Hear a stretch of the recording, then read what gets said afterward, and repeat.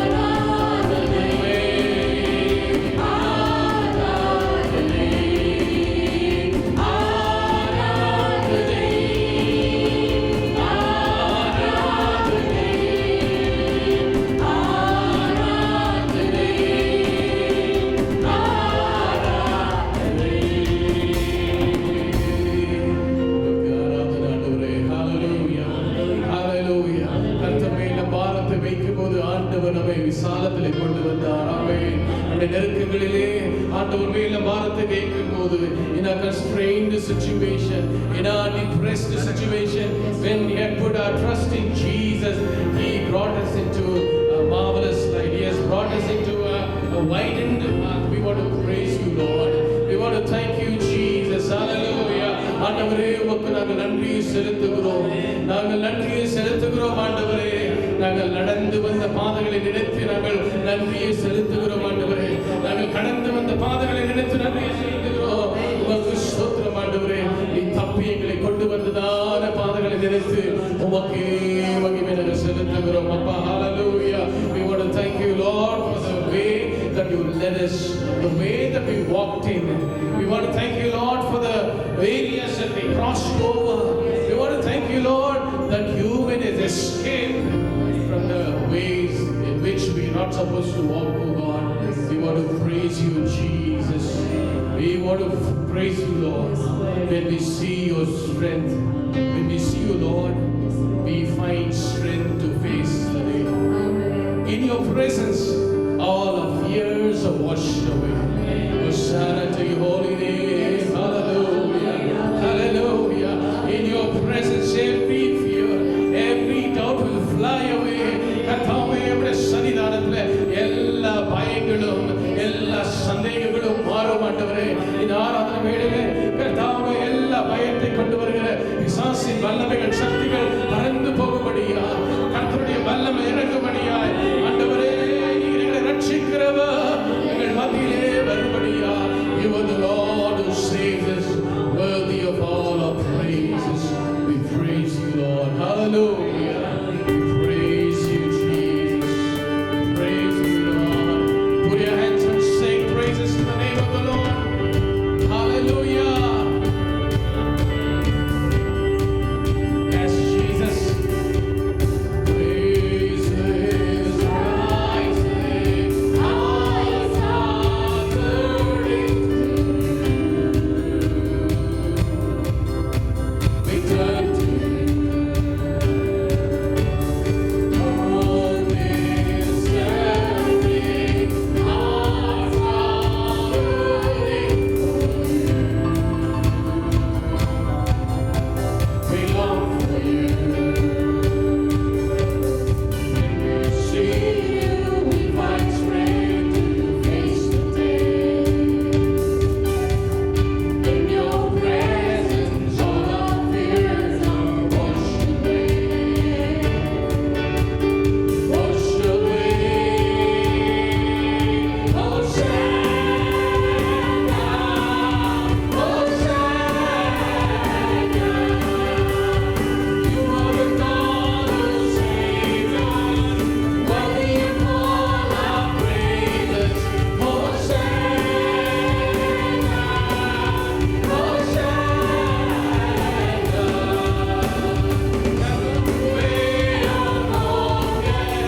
We welcome you here, Lord Jesus.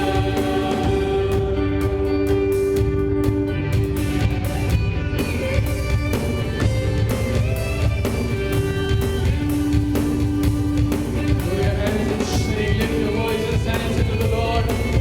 கரங்களை உயர்த்தி உள்ளத்தின் ஆழத்திலிருந்து உள்ளங்களை ஆண்டவருடைய சன்னிதானத்தில் ஏறெடுத்து சொல்லுவோமா?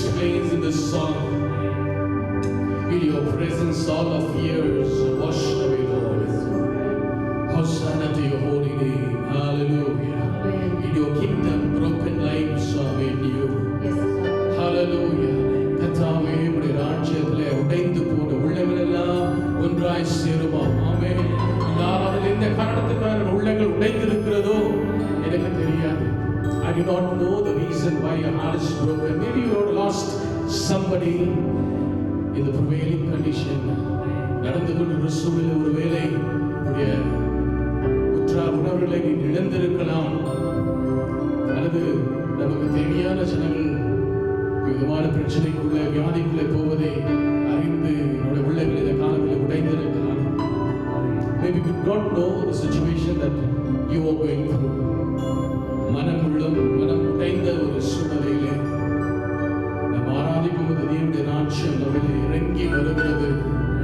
உடைந்த உள்ளங்கள் ஒன்று சேரும்படி கர்த்தர் செய்கிறார். அவருடைய பிரசன்னத்தில் எல்லாம் கூடும். Hallelujah, hallelujah.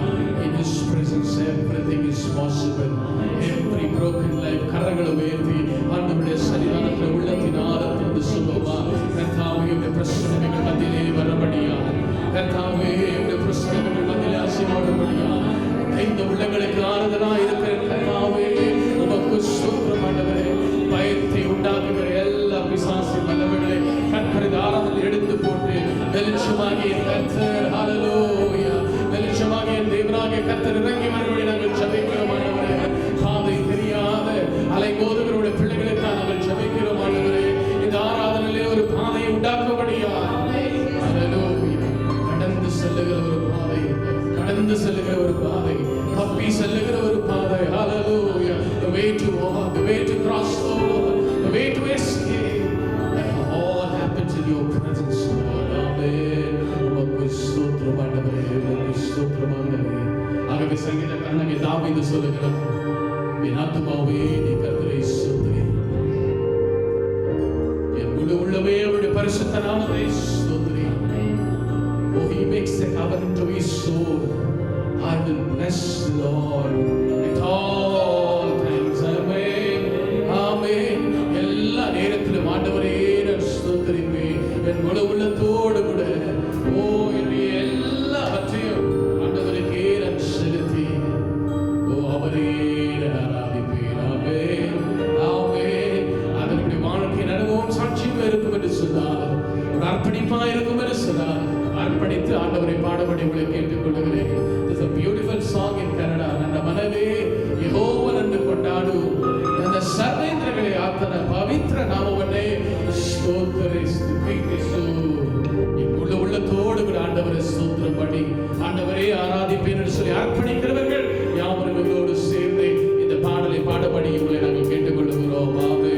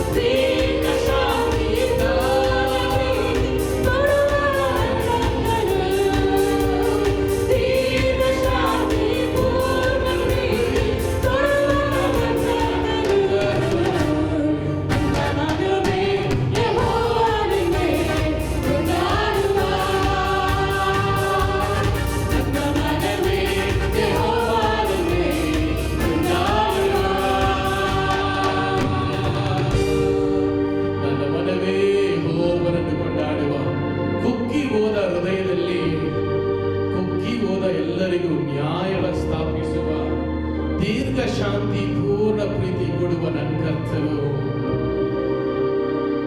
குன்றி போன உள்ளங்களுக்கு கர்த்தராகிய தேவன் என்ன பண்ணுகிறார்? நியாயத்தை செய்கிறாராம். எப்ப நியாயத்தை செய்கிறார் என்று சொன்னால், அவர்கள் ஆண்டவரை துதிக்கும் போது உள்ளத்தின் ஆழத்திலிருந்து என் ஆத்துமாவே கர்த்தரை ஸ்தோத்திரின்னு சொல்லி அவர்கள் கர்த்தரை துதிக்கும் போது ஆண்டவராகிய கர்த்தர் எழுந்தருளி அவர்களுக்கு நியாயத்தை செய்கிறாராம். ஹல்லேலூயா, ஹல்லேலூயா. And the downtrodden, the person who is so depressed, when he says, I will bless the Lord at all times, the Lord arises. When he arises, he will do justice for his people. Hallelujah. What is the justice? What is the justice? இந்த பாடல்ல மிக அழகாய் சொல்லுகிறார், அவர் நியாயத்தை செய்கிறாரா. அந்த நியாயம் செய்யும் போது கர்த்தர் சமாதானம் உண்டாகும்படி, எல்லைகளிலே சமாதானம் உண்டாகும்படி கர்த்தர் செய்கிறாராம். ஹல்லேலூயா. கரங்களை உயர்த்தி ஆண்டவருடைய சன்னிதானத்திலே சொல்லுவோம், ஆண்டவரே இந்த காலங்களில் சோர்ந்திருக்கிற உள்ளத்திற்கு நீ நியாயத்தை செய்யும்படியாய் நீ எழுந்தருளும். இந்த குடும்பத்திலே எழுந்தருளும் ஆண்டவரே. Lord, this morning I ask you to arise in my house, arise in my life, and so that you will do justice for your people. Hallelujah. To show favor to Zion. God arises. சியோனுக்கு ரட்சிப்பை காண்பிக்கும்படியாய், சமாதானத்தை கொண்டு வரும்படியாய் கர்த்தர் எழுந்திருக்கிறார். ஆமென், ஆமென், ஆமென். உமக்கு ஸ்தோத்திரம் ஆண்டவரே, உமக்கு ஸ்தோத்திரம் ஆண்டவரே. உம்மை நன்றியோடு துதிக்கிறோம் என்று சொல்லி ஆண்டவருடைய சன்னிதானத்தில் இந்த காலங்களிலே ஆண்டவரை தொடர்ந்து பாடும்படியாய் உங்களை நான் கேட்டுக்கொள்ளுகின்றேன். உண்மையில் நான் வாஞ்சியாய் இருக்கிறபடினால என்னை விடுவிப்பீரே நிச்சயமா ஆண்டவரே. உம்முடைய நாமத்தை நான் அறிந்திருக்கிறபடினால என்னை உயர்ந்த அடக்கலத்தில் நீ வைப்பீரே. உமக்கு ஸ்தோத்திரம் ஆண்டவரே. Because I know your name. Your name is inscribed on my forehead. Lord, you will escape me. You will keep me in a hiding place. Oh, எந்த அடைக்கலத்தில் வைக்கிறவரே, உமக்கு ஸ்தோத்திரம் ஆண்டவரே, உமக்கு ஸ்தோத்திரம். எல்லா ஸ்தோத்திரம் அடி கர்த்தருடைய பிரசன்னத்தில் இந்த காலங்களிலே சொல்லும் வாஞ்சையா இருக்கிறபடினால எங்களை உயர்ந்த அடைக்கலத்தில் வைக்கிறீர் ஆண்டவரே. உமக்கு ஸ்தோத்திரம், உமக்கு ஸ்தோத்திரம் ஆண்டவரே. Yeshua, Yeshua, உந்தன் நாமம் அறிந்து துருகம். Yeshua, Yeshua, உந்தன் நாமம் அறிந்து துருகம். நீதிமானாய் ஓடுவே, ஓடியான துருகத்தாலுமே.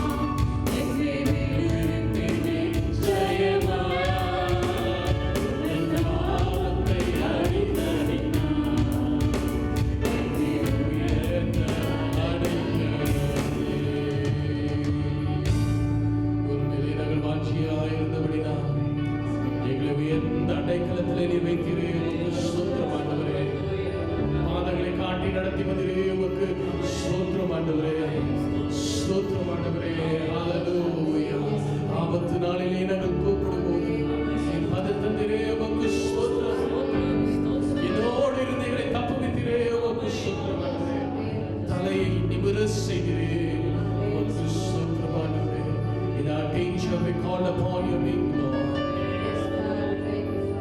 You came to escape us, Jesus. You came to redeem us. You came to deliver us, Lord. You've been with us. Oh, we thank you, Jesus.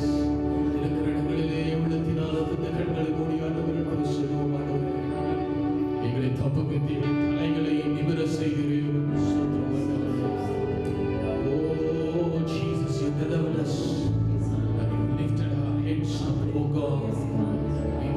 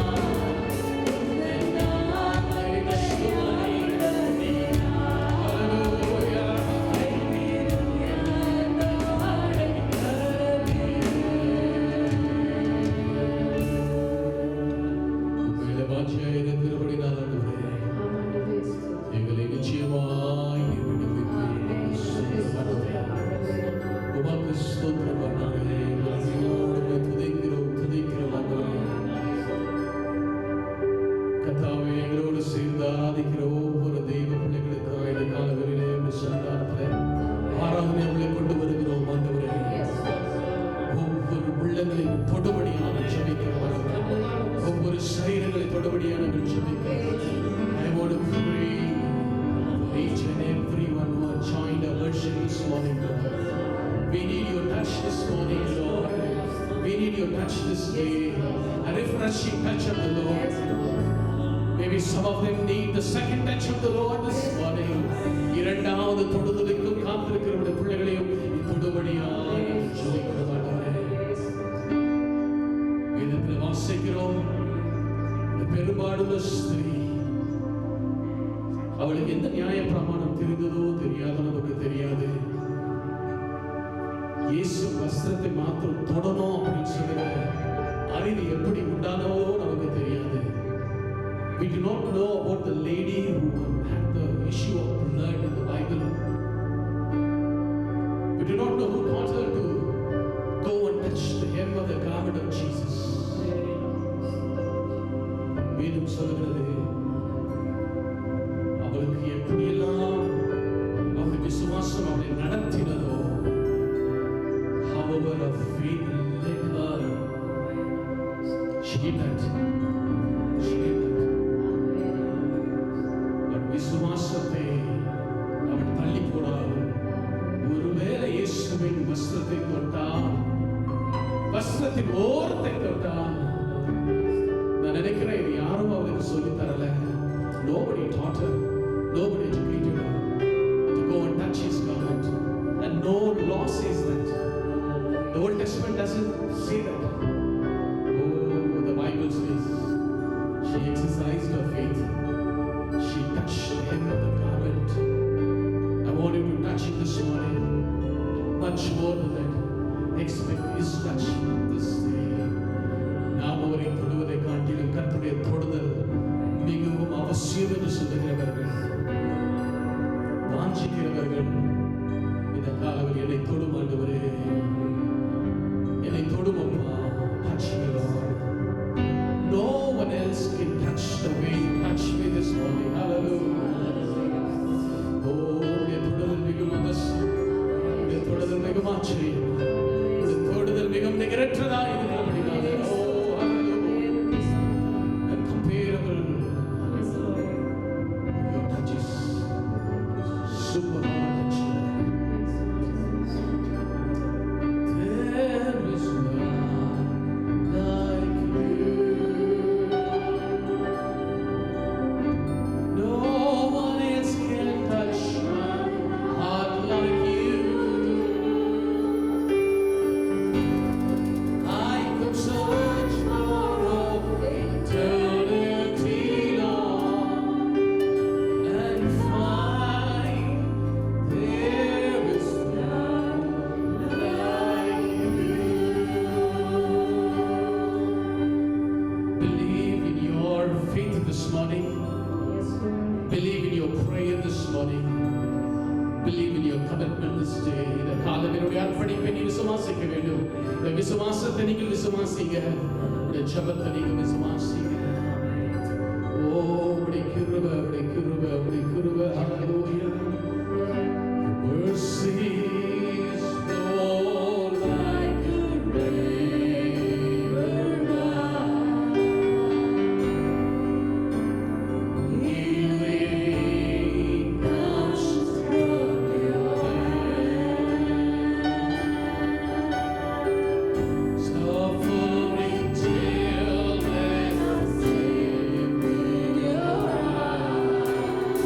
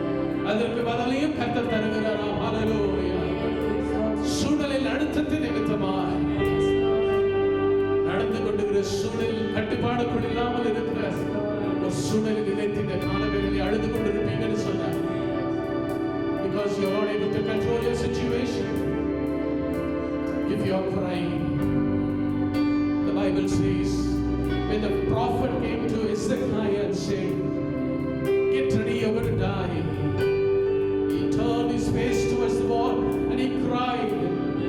The Lord heard the cry of this man and it extended his lifespan. வேதத்தில் வாசிக்கிறோம், எசேக்கியா என்கிற ஒரு ராஜா கர்த்தர் அவனை எடுத்துக் கொள்ளுகிறார், மரித்து போகிறார் என்று சொல்லும்போது அவன் செவருக்கு நேராக திரும்பி கர்த்தரிடத்திலே அழுகிறானாம். கர்த்தரோட அழுகுரலை கேட்டு தன்னுடைய ஆயுசு நாட்களை கர்த்தர் கூட்டிக் கொடுத்தாராம். ஹல்லேலூயா, ஹல்லேலூயா. ஆண்டவரை பார்த்து சொல்லுங்க, ஆண்டவரே உம்மை போல தேவன் இல்லப்பா. இந்த காலவெளியிலே கண்ணீர்களை கழுவுற தேவன் நீர் மாத்திரமே. உமக்கு நாங்கள் ஆராதனை செலுத்துகிறோம், உமக்கு நாங்கள் ஸ்தோத்திரத்தை நாங்கள் செலுத்துகிறோம். We want to worship you, Jesus. We want to praise you, Lord. இயேசுவின் நாமத்தினால, இயேசுவின் நாமத்தினால பதில்களை தருகிற கர்த்தர் இந்த ஆராதனையிலே பதில் தரும்படியாய், ஒவ்வொரு இடங்களிலே பதில் தரும்படியாய். Oh, this worship service, wherever you are, when you cry in the presence of God, He answers your cry. There is none like you. No one else can touch my heart like you do. தொடுதல் ஆண்டவரே. I could search for eternity and find there was none like you. Hallelujah. உமக்கு ஸ்தோத்திரம் ஆண்டவரே. எங்கள் ஆராதனையிலே மகிமைப்பட்டீர், உமக்கு ஸ்தோத்திரம் ஆண்டவரே. விடுதலையாய் உம்மை ஆராதிக்கும்படி செய்தீர், உமக்கு ஸ்தோத்திரம். எல்லா துதியும் எல்லா கனமும் உமக்கே நாங்கள் செலுத்துகிறோம் ஆண்டவரே. நீர் ஒருவரே பார்த்தவராம் இயேசுவின் நாமத்தில் ஜெபிக்கிறோம் பிதாவே. ஆமென், ஆமென், ஆமென். Hallelujah. Hallelujah. We want to welcome each and everyone who joined our worship this morning. இந்த காலவெளியிலும் எங்களோடு சேர்ந்து ஆராதித்த எல்லா தெய்வ பிள்ளைகளுக்கும் இயேசுவின் நாமத்தினால நாங்கள் வரவேற்பதில் சொல்லிக் கொடுக்கின்றோம். லோகஸ் திருச்சபையின் சார்பாக, விசுவாசியின் சார்பாக எல்லா தெய்வ பிள்ளைகளையும் புதிதாய் ஒரு வேளை நீங்கள் நம்முடைய ஆராதனையை பார்த்து கொண்டு பங்கேற்பீர்கள் சொன்னால் அவர்களுக்கும் இயேசுவின் நாமத்தினால வாழ்த்துதலை சொல்லிக் கொடுக்கிறோம். On behalf of the pastor of the Logos CG Church and the believers, we want to welcome each and every one of you. If somebody is new and watching our program and participating in our worship, we want to tell that Jesus loves you. Hallelujah. He touches you the way it is unique. அவர் தொடுதல் மிகவும் அவசியம், மிகவும் வித்தியாசமாய் நிகரற்ற ஒரு தொடுதலாக இருக்கிறபடினால அந்த தொடுதலை நீங்கள் உணர்வீர்கள் என்று சொல்லி நாங்கள் இயேசுவுக்குள்ளே நம்புகிறோம். ஆமென், ஆமென். கர்த்தர் நம்மை ஆசீர்வதிப்பாராக. இருந்த வட்டமாய் சில காரியங்களுக்காக நாம் ஜெபிக்க போகிறோம். கர்த்தருடைய வல்லமை தாமே நம்முடைய சூழ்நிலைகளிலே அதை தலைகீழாய் மாற்றும்படியாக நாம் ஜெபிக்க போகிறோம். ஹல்லேலூயா, ஹல்லேலூயா. எங்களுடைய பிரசன்னத்தில் இந்த காலங்களில் நம்ம ஜெபிக்க போகிறோம். ஹல்லேலூயா. எங்கள் சுத்தி நடக்கிற காரியங்களை நீங்கள் அறிந்திருக்கிறோம் ஆண்டவரே. கண்களை மூடி ஜெபிக்கலாமா? கண்களை மூடி எல்லாம் ஜெபிங்க. No matter who you are, maybe if you are worshiping with us the first time, we invite you to close your eyes and pray for the people and the prevailing situation around us this morning. இந்த காலங்களிலே நமக்கு சுத்திலும் நடக்கிற காரியங்களை நினைத்து ஆமென். போன வாரம் பார்த்தோம், குஜராத்தில் ஒரு பெண்ணில் 3 பேர் பாதிக்கப்பட்டது, கோவிட்னால் பாதிக்கப்பட்டவர்களை வைத்து ட்ரீட்மெண்ட்டை கொடுத்திருக்கிறார்கள் என்று சொல்லி நம்ம நியூஸ் பேப்பர்ல வாசிக்கிறோம். அது மாத்திரமல்ல, மகாராஷ்டிராவில் பார்க்கிறோம், because of the negligence the oxygen supply, 25 people died at once.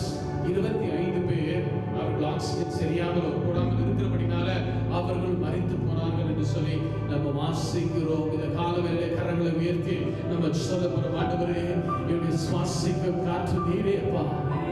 ஹல்லேலூயா, ஹல்லேலூயா. சுவாசிக்கலான இந்த காற்றை ஜனங்கள் ஆண்டவரே தேடி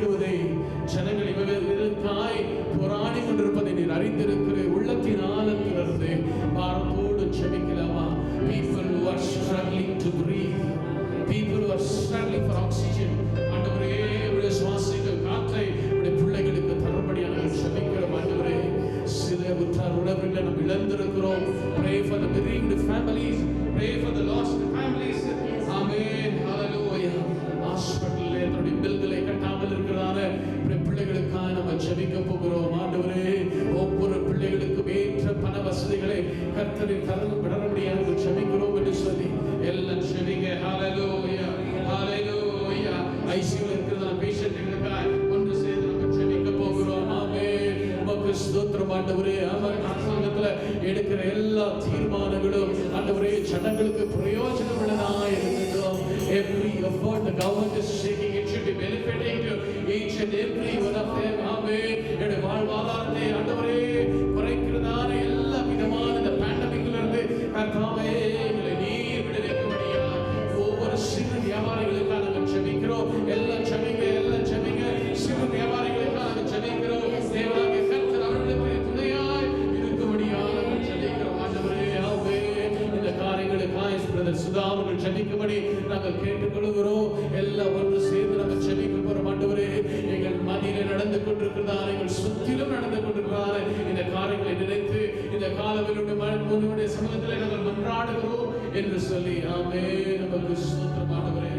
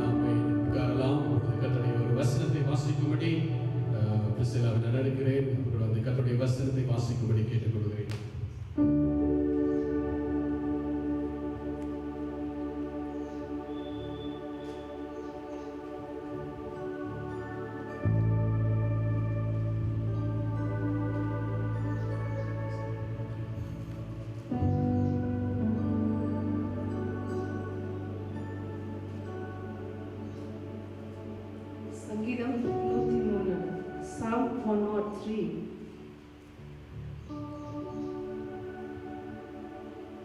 Praise the Lord, my soul.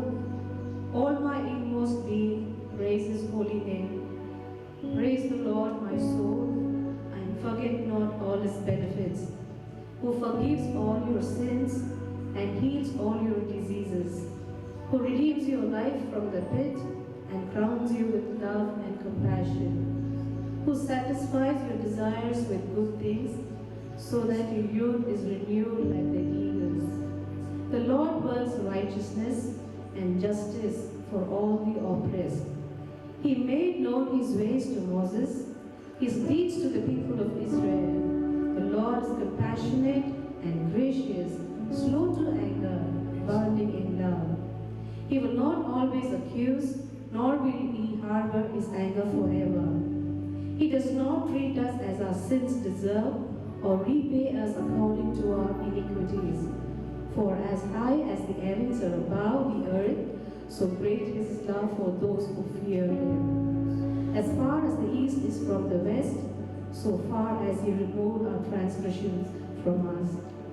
As a father has compassion on his children, so the Lord has compassion on those who fear him. For he knows how we are formed.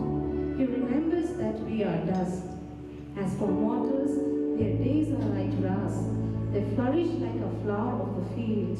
The wind blows over it, and it is gone, and its place remembers it no more. But from everlasting to everlasting, the Lord's love is with those who fear him, and his righteousness with their children's children, with those who keep his covenant and remember to obey his precepts. The Lord has established his throne in heaven, and his kingdom rules over all. Praise the Lord, you his angels, you mighty ones who do his bidding, who obey his word. Praise the Lord, all his heavenly hosts, you his servants who do his will. Praise the Lord, all his works, everywhere in his dominion. Praise the Lord, my soul. Amen. Amen. Praise the Lord. This is the time that we would like you to know the church is concerned about the believers in the church and also the society. இந்த காலவெளியிலே நாங்கள் ஒரு இடத்துல பிரகடனப்படுகிறோம். சபையில் இருக்கிற எல்லா விசுவாசிகள் மேல் சபை கரிசனை உள்ளவராக இருக்கிறார்கள். சபையிலே கரிசனை உள்ளவராக இருக்கிறார்கள். சமுதாயத்தின் மேலும் நாங்கள் கரிசனை உள்ளவராக இருக்கின்றோம். அநேக தொலைபேசியிலே விதமாய் பேசி பாஸ்டர் எங்களுக்காய் ஜெபிப்பது மாத்திரமல்ல, கொஞ்சம் பண உதவி உங்களால் செய்ய முடியுமா? என்னுடைய குடும்பத்தில் இவர்கள் வியாதியாக இருக்கிறார்கள், படிக்கையில் இருக்கிறார்கள், ஆஸ்பத்திரிக்கு போக கூட பணம் இல்லை அப்படின்னு சொல்லி சிலர் விதமாய் தொலைபேசியிலே எங்களோடு கேட்கிறார்கள். அநேக சபையை அணுகிறார்கள். ஏதாவது ஒரு உதவி ஆலயத்திலிருந்து கிடைக்குமா அப்படின்னு சொல்லி இவர்கள் நாம் செய்ய வேண்டும் என்று சொன்னால் விசுவாசங்கள் நீங்கள் கொடுக்க முடிந்தவர்கள், பிராணி உள்ளவர்கள், சபையின் போதவர்களை நீங்கள் அணுகும்படி உள்ள நாங்கள் கேட்டுக்கொள்கிறோம். எது உங்களால் முடிகிறதோ அந்த காணிக்கை பகுதிகளை தொகையை அவர்களுக்காக நீங்கள் கொடுக்கும்படி சபையிலிருந்து அநேகருக்கு நாம் உதவும்படி நாங்கள் விரும்புகின்றோம். If you think the Lord has blessed you with surplus, maybe little surplus, and some of you want to give sacrificially, please call on the church. Pastor, take care. We want to help the church people, not only the church people, and the church should be sensitive to the need of the society. பக்கத்தில் உள்ளதான ஜனங்களுக்கு உள்ள தேவைகளும் நம்ம அறிந்திருக்கிறபடினால உடைய காணிக்கைகளிலும் தசபாகத்திலும் மாத்திரமல்ல, நீங்கள் செலுத்துகிறதான special ஆஃபரிங்கை நீங்கள் கொடுக்கும்படி ஜனங்களுடைய சேவைக்காய் நீங்கள் தரும்படி உங்களை நாங்கள் உற்சாகப்படுத்துகிறோம். If you give sacrificially, the Lord will bless you. நீங்கள் தியாகமாய் இவர்களுக்காக நீங்கள் கொடுக்கும்போது கர்த்தர் உங்களை ஆசீர்வதிப்பார். காணிக்கைகளை நீங்கள் செலுத்தலாம், தசபாகங்களையும் நீங்கள் அதை செலுத்தலாம். அது மாத்திரமல்ல, ஸ்பெஷல் காணிக்கையை நீங்கள் செலுத்தி கர்த்தருடைய நாமத்தை உயர்த்தும்படி உங்களை நாங்கள் அழைக்கின்றோம். இது ஒரே ஒரு கோரஸ் உங்களுக்கு நாங்கள் பாடுகிறோம். அந்த பாடல் பாடும்போது காணிக்கை தசபாகங்களை கொண்டு வந்தவர்கள் நம்முடைய கூகுள் பே அல்லது ஃபோன்பே வெளி செலுத்தும்படி நாங்கள் கேட்டுக்கொள்கிறோம். அது நம்முடைய சபையின் குரூப்ல உண்டு, லோகஸ் திருச்சபை குரூப்ல உண்டு. We have a group that the numbers are there. We would like you to pay by Google Pay or by PhonePe. God bless you abundantly. Those of you who would like to visit the church, please come and meet with the pastor and give your tithe and offering.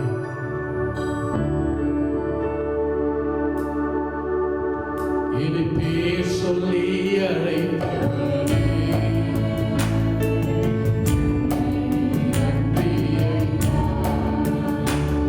இனி பெரியவராகியே,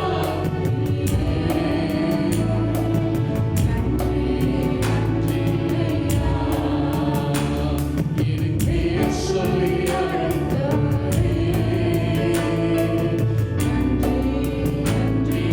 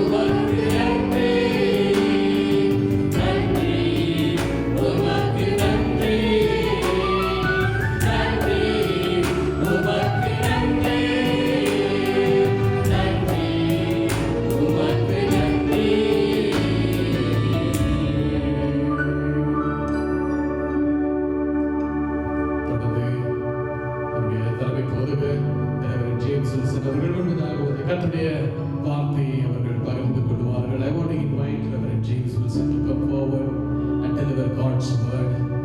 உட்கார்ந்தவருமாய் கர்த்தருடைய வசனத்தை கேட்கும்படி நாங்கள் உங்களை அழைக்கின்றோம். I want to invite everybody to listen to God's word. God bless you.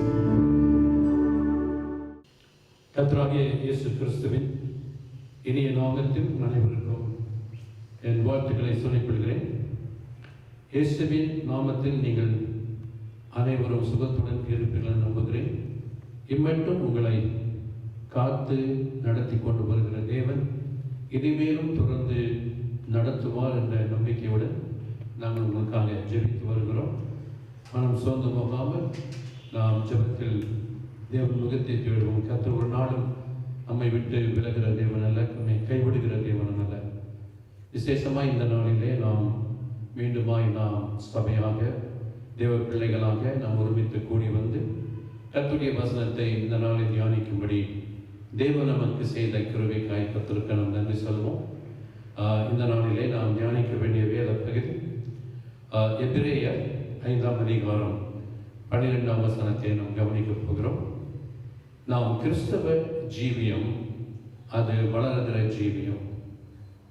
பரிசுத்த ஆவியானவர் நமக்குள் அந்த வளர்ச்சியை உண்டாக்குகிறார். வேதம் சொல்லுகிறது, காலத்தை பார்த்தால் நாம் முதலாக இருக்க வேண்டிய நாம் இன்னும் நாம் குழந்தைகளாகவே நாம் இருந்து கொண்டிருக்கிறோம். அது ஒரு துக்ககரமான ஒரு சூழ்நிலை. கிறிஸ்தவ சபையில் ரட்சிக்கப்பட்டு நாம் ஞானஸ்தானம் பெற்று கிறிஸ்தவ சபையிலே நாம் அங்கத்தினராக மாறி நாம் சபையிலே வளர்ந்து கொண்டு வரும்போது நாம் சபைக்கு ஒழுங்காக நான் கலந்து கொள்கிறேன், ஒழுங்காக போகிறேன், ஒழுங்காக நான் காணிக்கை தசமங்களை கொடுக்கிறேன் என்று நாம் ஒருவேளை சொல்லி நம்மை திருப்திப்படுத்தி கொண்டாலும் அது கர்த்தருடைய பார்வையிலே பெரிதான காரியம் அல்ல. சபைக்கடுத்த காரியங்களிலே நாம் ஒழுங்காக ஈடுபடுவது என்பது ஒரு காரியம். ஆனால் அதை பார்க்கல மேன்மையான காரியம் கிறிஸ்துவ ஜீவியத்திலே நாம் வளர்கிற ஒரு அனுபவம். நாம் வளர்ந்து கொண்டே போக வேண்டும்.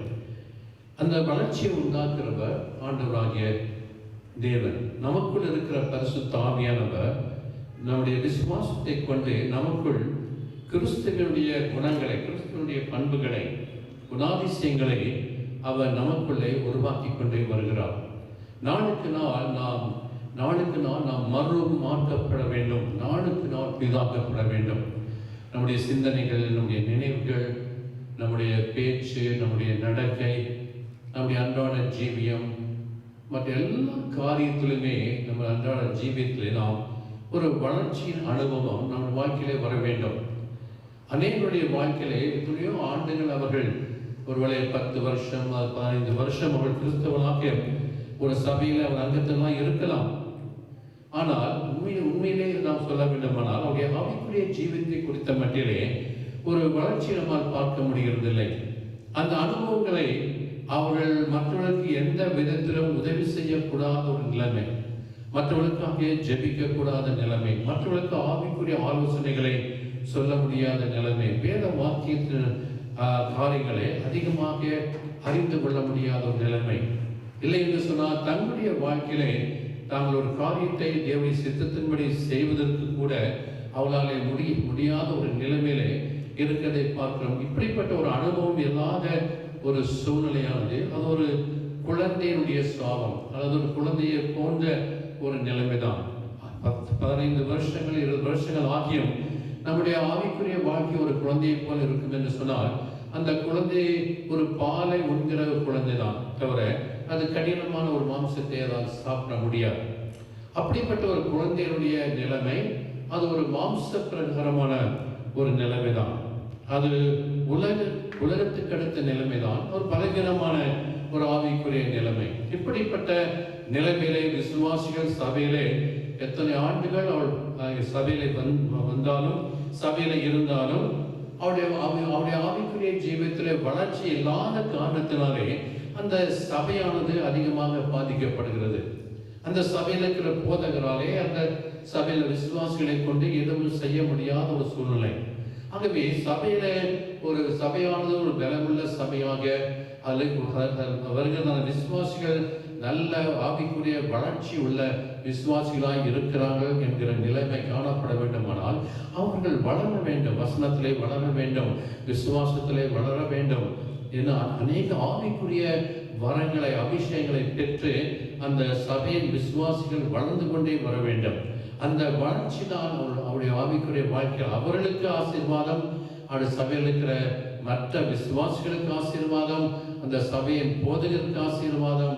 ஆகவே இந்த சபையில எவ்வளவுக்கு அதிகமாக விசுவாசிகள் ஆவிக்குரிய ஜீவியத்திலே வளர்கிறார்களோ அந்த அளவுக்கு சபையானது ஆவிக்குரிய ரீதியிலே அது ஒரு பலமுள்ள சபையாக நிச்சயமாக இருக்க முடியும். ஒருவேளை அது 100 பேர் கொண்ட சபையாக இருக்கலாம், அல்லது ஒரு 200 பேர் கொண்ட சபையாக இருக்கலாம்.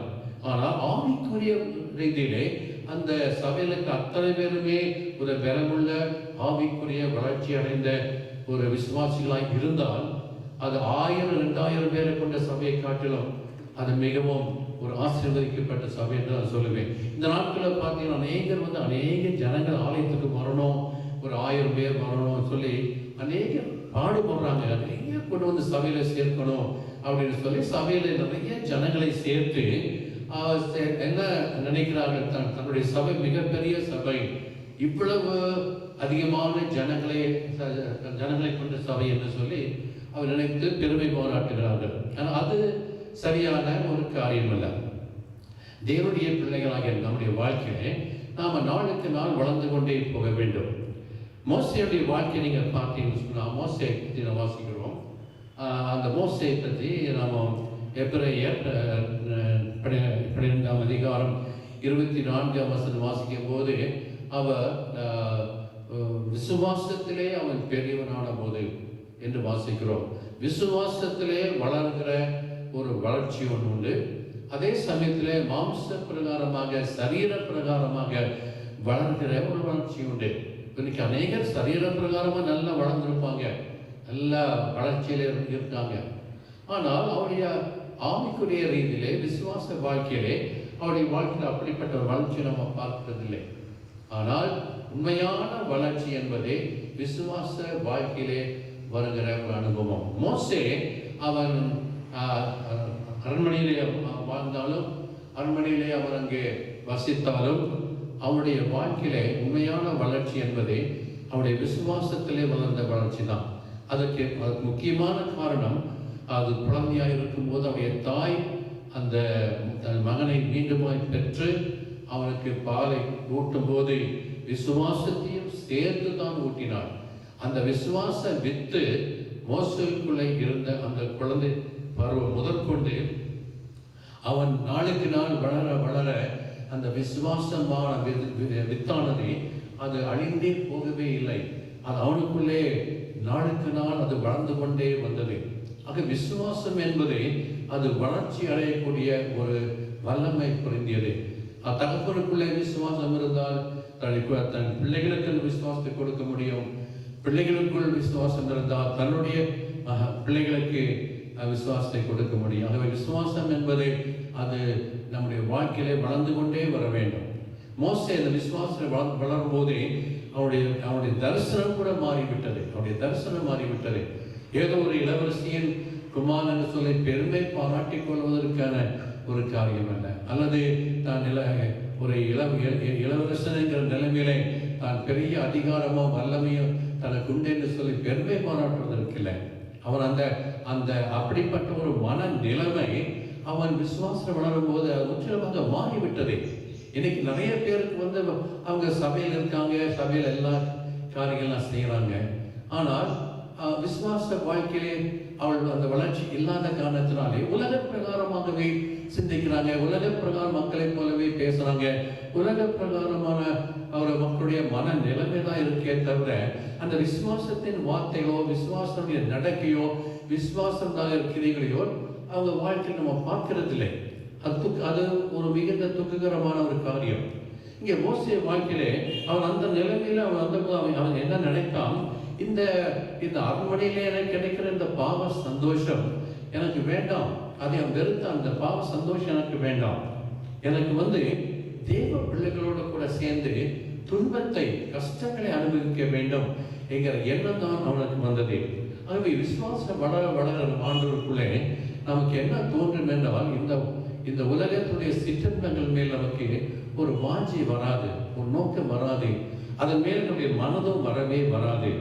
ஆகவே துன்பம் என்பது, கஷ்டம் என்பதை நாம் சந்தோஷமாக நாம் அனுபவிக்க முடியும். ஆகவே இரண்டாவதாக அவன் எகிப்தில் இருக்கிற இந்த உலக அந்தஸ்தை அவன் விரும்புகிறான். அதை அனுபவிக்காமல் அவன் இனிமேல் வரக்கூடிய பலனை, பல்லவத்திலே தேவன் தனக்கு வைத்திருக்கதான் அந்த பலனை அவன் எதிர்பார்த்து வாழ்ந்தான். மூன்றாவது, கிறிஸ்துவின் நிமித்தம் அவன் படப்போற எல்லா பாடுகளையும் அவன் சகிப்பதற்கு தன்னை அவன் முக்கியமாக ஒப்புக் கொடுத்தான். ஆகவே மோசேயுடைய வாழ்க்கையிலே நாம் பார்க்கிறோம், விசுவாச வளர்ச்சியினாலே அவன் எவ்வளவு பெரிய காரியத்தை அவன் செய்தான். ஆகவே அந்த அரண்மனையை விட்டான், அரண்மனையில் இருக்கிற செல்வாக்கை விட்டான், அது மாத்திரமல்ல அங்கே இருக்கிற சிற்றின்பங்களை விட்டான், எகிப்தினுடைய பொக்கிஷங்களை விட்டான். அவன் எல்லாவற்றையும் விட்டு அவன் கிறிஸ்துவுக்காக, இயேசுவுக்காக நிந்தை, அவமானம், உபத்திரவங்கள் இவைகளைத்தான் அவன் தன் வாழ்க்கையின் பெரிய மேன்மையாக எண்ணினான். இந்த எண்ணம் விசுவாசத்தில் வளர்ந்த மக்களுக்குண்டே தவிர வெறுமனே தன் பெயரளவிலே கிறிஸ்தவர்கள் என்று சொல்லிக்கொண்டு, அல்லது ஏதோ நான் ரட்சிக்கப்பட்டேன், சபைக்கு போறேன் என்று சொல்லுவதிலே ஒரு பயனுமே இல்லை. அவளால் எதையும் சாதிக்க முடியாது. மோசே எல்லாவற்றையும் விட்டு அவன் அந்த எகிப்தை விட்டு அவன் புறப்பட்டு போய்விட்டான். அங்கே தான் தங்கல, அந்த இடத்துல இருக்க அவனுக்கு மனசுல. அது பதிலாக அவன் எகிப்தை விட்டு போன போது அவன் என்ன செய்தான், ஒரு வனாந்திரத்திலே அவன் அங்கே போய் வாழ்ந்தான். அப்படிப்பட்டதான மோசே 40 ஆண்டுகள் அவன் வனாந்திரத்தில் ஆடுகளை மேய்த்து கொண்டிருந்த மோசையை தான் ஆண்டவர் மகா பெரிய தேவ மனுஷனாக உயர்த்தி 6 லட்சம் இஸ்ரவேல் ஜனங்களை மீட்பதற்கு அவனை கர்த்தர் ஒரு தலைவனாக அனுப்பினார். அதுக்கெல்லாம் காரணம் விசுவாச வளர்ச்சி. இன்னைக்கு விசுவாசிகள் எவ்வளவுக்கு அதிகமாக சபையில வளர்றாங்களோ அந்த விசுவாசிகள் எல்லாம் தேவனாலை கொண்டு பெரிய காரியங்களை செய்ய முடியும். தேவன் அப்படிப்பட்ட ஒரு விசுவாச மக்களை தான் எதிர்பார்த்து கொண்டிருக்கிறார். தேவன் ஒரு காரியத்தை அவர் செய்ய விரும்பினால் அது ஒரு சாதாரண மனிதனாக இருக்கலாம், அல்லது சாதாரண வேலை செய்து கொண்டிருக்கலாம், அல்லது நாம் ஒரு எளிய மக்களாக இருக்கலாம். எந்த நிலைமையில நாம் வாழ்ந்து கொண்டிருந்தாலும் அது பெரிய காரியம் அல்ல. தேவனுடைய பார்வையிலே நாம் எவ்வளவாக நாம் எளிய மக்களாக இருந்தாலும் விசுவாசத்திலே நாம் பலமாக இருக்க முடியும். வேதத்தில் வாசிக்கிறோம், ஆபிரகாம் கூட அவன் 100 வயது ஒரு கிழவனாய் இருந்தான். அவன் சரீர பிரகாரமாய் அவன் 100 வயது கிழவனாய் இருந்தாலும் விசுவாசத்தை பொறுத்த மட்டிலே அவன் மிக வல்லவனானான் என்று வேதம் சொல்கிறது. அப்ப 100 வயது நிரம்பிய அல்லது வயது சென்ற ஒரு ஆபிரகாம் அவன் எப்படி இந்த அளவுக்கு விசுவாசத்திலே அவன் வல்லவனாக மாறினான்? என் அருமையான தேவனுடைய பிள்ளைகளே, அவனுக்குள் இருந்த நோக்கம் என்ன? தன் ஆராதிக்கிற தேவன் எப்படிப்பட்டவர், எப்படிப்பட்ட வல்லமை உள்ளவர் என்பதை விசுவாசித்தான். அவர் எனக்கு என்ன வாக்குத்தத்தம் செய்தாரோ அதை நிறைவேற்ற வல்லவர் என்பதை விசுவாசித்தான். தேவன் அவர் ஒருபோதும் மாறாதவர். அவர் தான் சொன்ன வாக்குத்தத்தின்படி செய்வார் என்ற நம்பிக்கையோடு, ஒரு விசுவாசத்தோடு கூட அவன் தேவனுடைய வாக்குத்தத்தங்களை நம்பி விசுவாசித்து அவன் விசுவாச வாழ்க்கையிலே அவன் மிகுந்த வல்லவனாக மாறினான். ஆகவேதான் கர்த்தர் ஒரு முடியாத ஒரு காரியம், வயது சென்றவனால் நடக்கக்கூடாத ஒரு அற்புதமான காரியத்தை தேவனுடைய விசுவாசத்தை கொண்டு செய்தார். இதுதான் முக்கியமான காரியம். ஆகவே நம்முடைய வாழ்க்கையிலே சரீர பிரகாரமாக நாம் எந்த நிலைமையில் இருந்தாலும் நம்முடைய வாழ்க்கையில ஒரு காரியம் நிச்சயம், நம்முடைய வாழ்க்கையில் எந்த அளவுக்கு நம்ம விசுவாச வாழ்க்கையில வளர வளர கர்த்தர் நம்மை பயன்படுத்துகிற விதமும், நம்மை ஆண்டவர் ஆசீர்வதிக்கிற விதமும் மிக அருமையான காரியமாய் மாறிவிடும். வேத வசனத்திலே அதிகமாக வளரும் போது கிறிஸ்துவின் சிந்தை மனது நமக்கு உண்டாயிருக்கும்.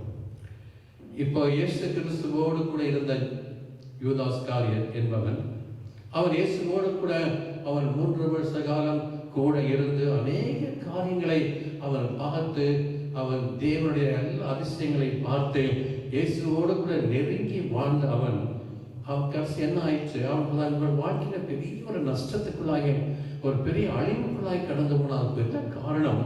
அவன் ஒரு 30 வெள்ளிக்காசுக்காக அவன் தன்னுடைய அந்த 30 வெள்ளிக்காசு மேல் ஆசைப்பட்டு இச்சித்து அதற்காக வேண்டி தன்னுடைய ரட்சகரை அவன் என்ன செய்தான்? காட்டி கொடுத்தான். என் அருமையான தேவனுடைய பிள்ளைகளே, அவன் இயேசுவோடு கூட இருந்திருந்து முடிவு வரைக்கும் உண்மையுள்ளவனாக இருந்திருந்தால் அவன் பெரிய ஒரு தேவ மனுஷனாக அவன் வாழ்ந்திருக்க முடியும். ஆண்டவருக்கு ரத்த சாட்சியாய் கூட அவன் மறித்திருக்க முடியும். ஆனால் 30 வெள்ளிக்காசின் நிமித்தம் ஆண்டவரை காட்டி கொடுத்தது மாத்திரமல்ல, கடைசியில் அவன் நாட்டு கொண்டு செத்தான். அவருடைய சந்ததியே இல்லாமல் போயிற்று. இது எவ்வளவு துக்ககரமான ஒரு காரியம். இயேசுவோடு இருந்தும் அவரோடு பழகியும் அவரோடு கூட நடந்தும் அவருடைய வார்த்தையெல்லாம் கேட்டு அவர் செய்த அற்புதங்களெல்லாம் தன் சொந்த கண்களினாலே பார்த்து எல்லாவற்றையும் அனுபவித்த இந்த யூதாஸ் காரியம் 30 வெள்ளிக்காசுக்காக அவன் கடைசியிலே தன் ஆத்மாவையும் அதனுடைய ஊழியத்தையும் அவன் எல்லாவற்றையும் இழந்து அவன் நஷ்டப்பட்டு போனான். அநேக கிறிஸ்தவ வாழ்க்கையிலே இன்னைக்கு கிறிஸ்தவ சபைக்குள் இருந்து ஆண்டவருக்குள்ளே நாங்கள் இருக்கிறோம் என்று சொல்லி இருக்கிற விசுவாசிகளும் கூட உலக பிரகாரமான ஒரு 30 வெள்ளிக்காசுக்கோ அல்லது கொஞ்சம் பணத்துக்காகவோ கொஞ்சம் உலக ஆதாயத்துக்காகவோ அல்ல சிற்றின்மைகளுக்காகவோ உலக பிரகாரமான சில காரியங்களை அவள் வைத்து அது மேல் கவனம் வைத்து அதை இச்சித்து அந்த காரியங்களுக்காக தன்னுடைய வாழ்க்கையுடைய ஆவிக்குரிய அநேக நன்மைகளை ஆசீர்வாதங்களை எல்லாம் அவங்க இழந்து போய் விடுறாங்க. அது இன்றைக்கு கூட நம்ம நிறைய வாழ்க்கையை பார்க்கிறோம். ஏசா என்று சொல்லக்கூடிய ஒரு மனிதனை குறித்து கூட வேதத்தில் வாசிக்கிறோம். ஏசா அவன் பெரிய மூத்த மகன். ஆனால் அவன் சேஷ்டபுத்திரமாக அவனுக்கு ஆண்டவர் கிருபியாய் கொடுத்தான். அவனுக்கு இலவசமாய் கொடுக்கப்பட்ட அந்த சேஷ்டபுத்திர பாகத்தை அவன் கொஞ்சம் பயிற்றம் கூடுக்காக கொஞ்சம் கூடு பசி ஆற்றுவதற்காக அவன் அதை என்ன செய்தான்? இழந்து விட்டான். கடைசியிலே வேதம் சொல்லுகிறது, அதை பெற வேண்டும் என்று கண்ணீர் விட்டு தேடினான். அதுக்கு பின்பு மனமாதலை காணவில்லை என்று வேதம் சொல்லுகிறது. ஆகவே ஏசாவை போல இன்னைக்கு அநேக கொஞ்சம் ஒரு உலக பிரகாரமான ஆதாயத்திற்காக இன்பத்திற்காக தங்களுக்கு பெரிதான ஆசீர்வாதத்தை இழந்துடுறாங்க. ஆனால் பிற்பாடு ஒரு காலம் வரும்போதே அது எனக்கு வேண்டும் என்று சொல்லி விரும்பி அழுகிறார்கள், கெஞ்சுகிறார்கள். ஆனால் மனமாறுதலை காணாமல் போய்விடுகிறார்கள். காரணம் என்ன? அது திரும்ப பெற்றுக்கொள்வது கடினமான காரியம். ஆண்டவர் கொடுத்த ஆசீர்வாதங்களை ஒரு முறை ஒரு மனுஷன் உதவி தள்ளிவிட்டால் உருவாக்கினால் அதனுடைய மதிப்பு அதனுடைய மதிப்பு மனிதனுக்கு தெரியாவிட்டால் அலட்சியம் பண்ணி விட்டுவிட்டால் தேவன் மீண்டும் அவனுக்கு அப்படிப்பட்ட ஒரு ஆசீர்வாதத்தை நிச்சயமாய் ஆண்டவர் கொடுக்கவே மாட்டார். ஒரு முறை அவன் இழந்து விட்டால் அவன் முற்றிலுமாக அவன் இழந்தவனாகவே போய்விடுவான். போன வாரம் கூட நான் உங்களோடு கூட பேசும்போது நான் சொன்னேன், கேயாசி எலிசாவுடைய வேலைக்காரனாக இருந்தான். அவன் ஒருவேளை கேயாசி அவன் எலிசாவுக்கு பின்பு அவன் பெரிய ஒரு ஸ்தானத்திலே வந்திருக்க வேண்டும், அல்லது 3 மடங்கு ஆசீர்வாதங்களை அவன் பெற்றிருக்க வேண்டும். ஆனால் நடந்த காரியம் என்ன? கேயாசி கொஞ்சம் பணத்துக்காக கொஞ்சம் ஆதாயத்துக்காக அந்த கொஞ்சம் தனக்கு பணம் கிடைக்க வேண்டும் என்பதற்காக அவன் என்ன செய்தான்? அவன் நாகமான் பின்னாலே ஓடி அதை வாங்கி கொண்டான். கடைசியில் அவன் வாங்கினது மாத்திரமல்ல, அந்த நாகமானுடைய குஷ்டத்தையும் அவனும் பெற்றுக்கொண்டது மாத்திரமல்ல, அவன் சந்ததிக்கே அந்த குஷ்டத்தை அவன் பெற்றுக்கொண்டான். பாருங்க என்ன பயங்கரமான ஒரு நிலைமை. ஆவிக்குரிய வாழ்க்கையில இன்னைக்கு நிறைய விசுவாசிகள் அநேக ஆசீர்வாதங்களை அவங்க இழந்து கொண்டே வர்றாங்க. அந்த வாழ்க்கையில் அது அவங்களுக்கு தெரியறதில்லை. வாழ்க்கையில் ஏன் இந்த மன ஒரு நிலைமை தன் வாழ்க்கையில் வந்து கொண்டிருக்குன்னு சொல்லி. ஆகவே கிறிஸ்தவ ஜீவியத்தில் நம்ம முற்றிலும் நம்ம உதவியற்ற நிலைமையிலே மாறிவிடுகிறோம். எந்த விதத்திலும் மற்றவர்களுக்கு நாம் பிரயோஜனமாகவே இருக்கிறதில்லை.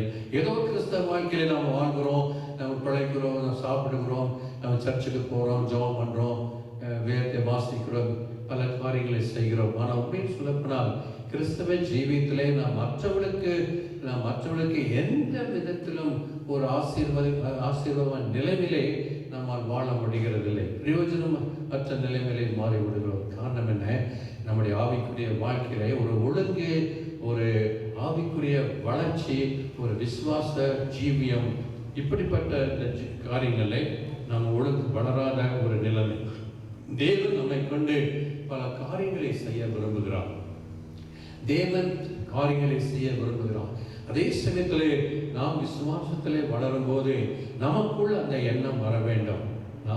கர்த்தர் என்னை பயன்படுத்துவார், என்னை ஆசீர்வதிப்பார் என்கிற நிச்சயத்தோடு நம்பிக்கையோடு நம்ம ஆண்டவரை விசுவாசத்தோடு பின்பற்றும் போதே கர்த்தர் நம்முடைய நம்பிக்கையின் பிரகாரமாக நம்முடைய விசுவாசத்தின் எதிர்பார்க்குதல் நிலைமையிலே கர்த்தர் நம்மை நிச்சயமாகவே நம்மை ஆசீர்வதிப்பார்.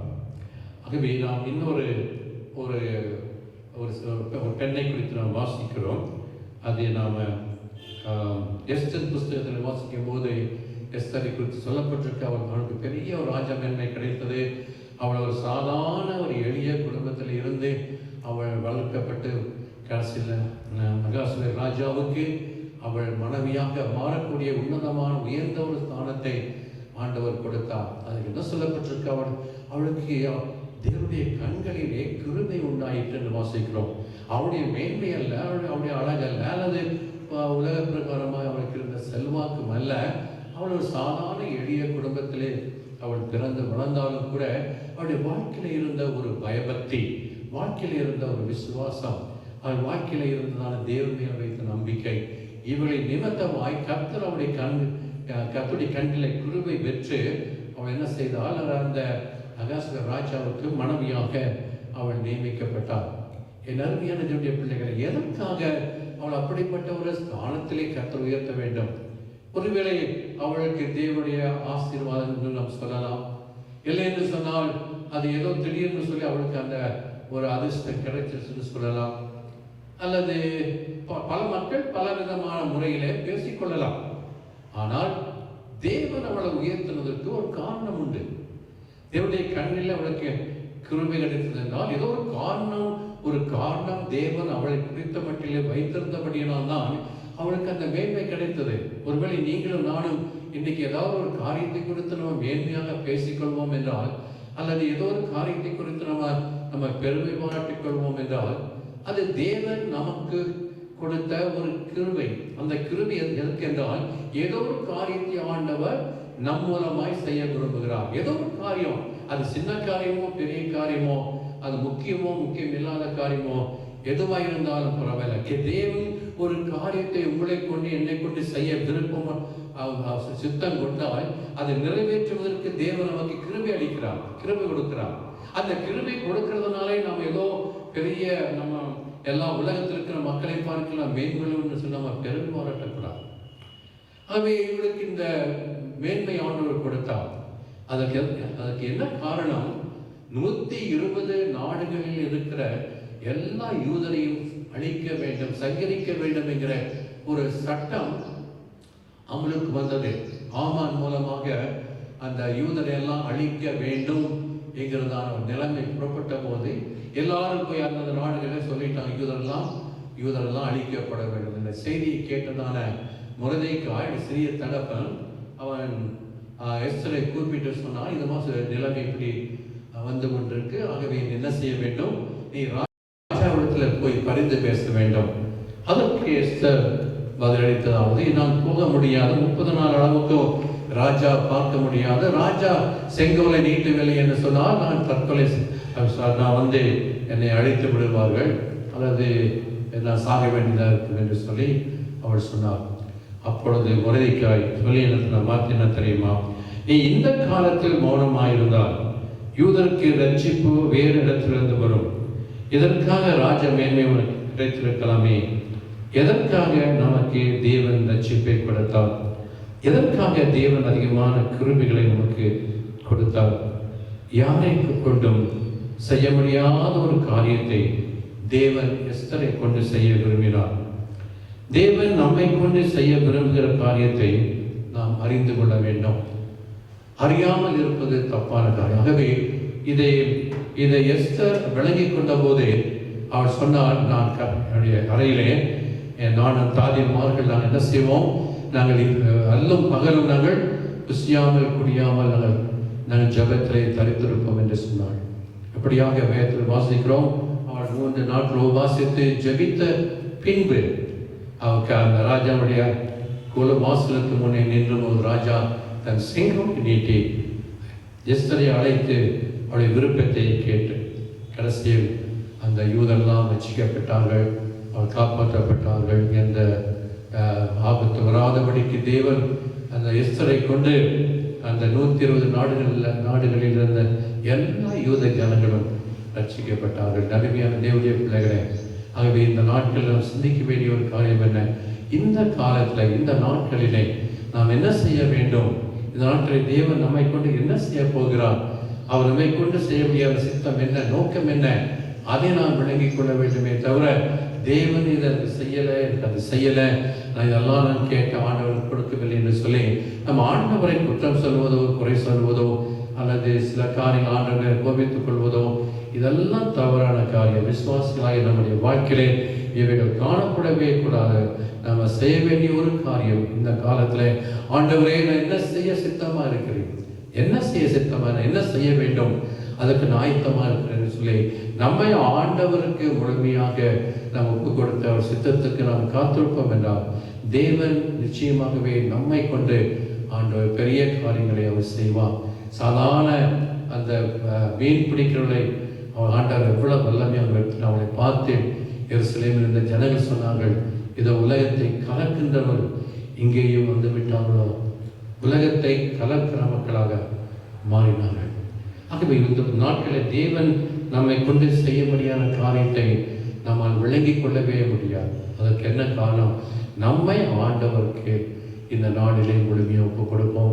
ஆண்டவரே, நம்முடைய சுகமே, நம்முடைய பலவீனத்திலும் பார்க்க அவசியமில்லை. நம்முடைய படிப்பிலே அல்லது அந்தஸ்திலே அல்லது வருமானத்திலே நாம் எந்த நிலைமையில இருந்தாலும், எந்த குறைவிலே இருந்தாலும் அதை தேவன் பார்த்து நம்மை பயன்படுத்துவதில்லை.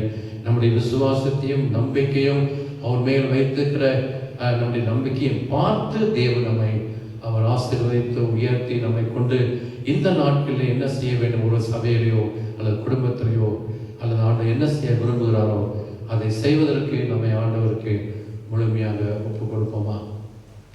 நாம் கண்களை மூடி நாம் ஜெபம் பண்ணுவோம். நம்மை ஒப்பு கொடுத்து ஜெபம் பண்ணுங்க. எல்லாரும் இருக்கிற இடத்துல ஒப்பு கொடுத்த ஆண்டவரே, என்னையும் நீ உபயோகப்படுத்தும். ஆண்டவரே, இந்த காலத்தில் நான் என்ன செய்ய சித்தமாக இருக்கிறேன் சுவாமி. ஆண்டவரே, இதனால் நாள் வரைக்கும் நான் என் வாழ்க்கையில் எந்த ஒரு ஆசீர்வாதம் இல்லாமல் நான் வாழ்ந்து விட்டேன். ஆண்டவரே, நான் மற்ற யாருக்கும் நான் ஆசீர்வாதம் இல்லை. ஆண்டவரே, நான் என்னை ஒப்புக் கொடுக்கிறேன். என்னை சுத்திகரித்து, என்னை கழுவி, என்னை பரிசுத்தம் பண்ணி, ஆண்டவரே உடைய சித்தம் என்ன, நோக்கம் என்ன என்பதை ஆண்டவரே எனக்கு வெளிப்படுத்தும், தெரியப்படுத்தும். ஆண்டவரே, என்னை பயன்படுத்தும், என்னை ஆசீர்வதியும் என்று சொல்லி உங்களை முற்றிலுமாக ஆண்டவருக்கு 100க்கு 100 நீங்கள் உங்களை ஆண்டவருக்கு அர்ப்பணியுங்கள். கர்த்தர் நிச்சயமாக உங்களை கொண்ட பெரிய காரியங்களை அவர் செய்வார் என்ற சந்தேகமே இல்லை. ஜெபம் நேசிக்கிற அன்பின் ஆண்டவரே, நன்மையான வேலைக்காய் நன்றியோடு துதிக்கிறோம், நேரத்துக்காய் நன்றியோடு துதிக்கிறோம், ஆண்டவரே நாளுக்காய் நன்றியோடு துதிக்கிறோம். நீ நல்ல தேவனப்பா, உடைய கிருபை எத்தனை பெரியது ஆண்டவரே. கர்த்தாவே, வேதத்தில் வாசிக்க அநேக மக்களை கொண்டு நீ எவ்வளவு பெரிதான காரியங்களை என் கர்த்தர் நீ செய்தீர், அதற்காக நன்றியோடு துதிக்கிறோம். ஆண்டவரே, நாட்களை நாங்கள் மௌனமாய் இருப்பதற்கு அல்ல ஆண்டவரே, நாங்கள் மௌனமாய் இருக்கும்படி அழைக்கப்பட்ட மக்கள் அல்ல. அதற்காக நாங்கள் எங்களுக்கு நீ ரட்சிப்பை கொடுக்கல, அதற்காக உடைய கிருபையை கொடுக்கல. மௌனமாய் இருக்கும்படியாக ஆண்டவரே, நாங்கள் கிரியை செய்யும்படியாக, நாங்கள் ஆண்டவருக்கென்று உழைக்கும்படியாக, பாடுபடும்படியாக, ஆண்டவரே நாங்கள் பிரயாசப்படும்படியாக, ஆண்டவரே அதிகமாக உமக்கென்று ஜீவிக்கும்படி அதற்காகவே எங்களை அழைத்திருக்கிறேன். எங்களுக்கு அல்ல சப்பா ஆண்டவரே, எங்களுடைய சுகத்திற்காகவோ எங்களுடைய வாழ்க்கையில நாங்கள் சந்தோஷமாய் இருப்பதற்கல்ல ஆண்டவர், உண்மை சந்தோஷப்படுத்துவோம், உமக்கென்று வாழவோம், உமக்கென்று திரளான ஜனங்களுக்கு ஆசீர்வாதமாய் இருக்கும்படியாக தானே நீர் அழைத்திருக்காக. இந்த காலத்தில் அதை நாங்கள் உணராமல் ஆண்டவரை நாங்கள் ஜீவிப்பது சரியான காரியம் அல்ல. ஆகவே ஆண்டவர், இந்த வார்த்தையை கேட்ட எல்லாருடைய பிள்ளைகளும் இதை உணர்ந்து இந்த நாட்களை தன்னை ஆண்டவருக்கு அர்ப்பணித்து ஆண்டவரை தேவன் என்ன சித்தம் வைத்திருக்கு என்பதை விளங்கிக் கொண்டு அதற்கு தங்களை ஒப்புக் கொடுத்து வரும் நாட்களில் ஆண்டவருக்காக பெரிய காரியங்களை சாதிக்கக்கூடிய ஆண்டவரை சாதனையாளர்களாக உடைய பிள்ளைகளை மாற்று சுவாமி. ஆசீர்வதியும் இம்மற்றங்களோடு கொடுத்து பேசின வார்த்தைகளுக்கு நன்றி. மாறாத இயேசு கிறிஸ்துவின் பலநாமத்தில் ஜெபிக்கிறேன் நல்ல பிதாவே, ஆமென். கர்த்தராகிய இயேசு கிறிஸ்துவின் கிருபையும் பிதாவாகிய தேவனுடைய அன்பும் பரிசுத்த ஆவியானவருடைய ஆசீர்வாத நன்மையும் நம் அனைவரோடும் என்றும் என்றும் சதா காலங்களிலும் நிலைத்திருப்பதாக.